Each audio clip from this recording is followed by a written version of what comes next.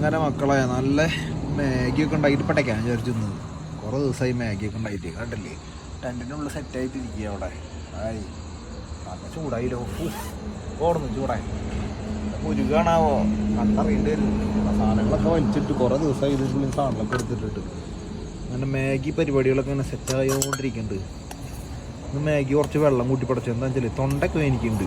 അപ്പോൾ കുറച്ച് ചായ ഉണ്ടാക്കാൻ ഇനിയിപ്പോൾ നിൽക്കണ്ട. അതിന് ഭേദം കുറച്ച് മാഗിയിൽ കുറച്ച് വെള്ളം കൂട്ടിയിട്ട് പടയ്ക്കാൻ വിചാരിച്ചു. പക്ഷെ തൊണ്ടയ്ക്ക് ഒരു ശമാനം കിട്ടുമല്ലോ.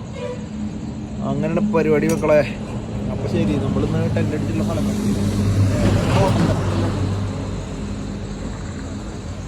ബാക്കിലൊരു ഡാമൊക്കെ ഉണ്ട്.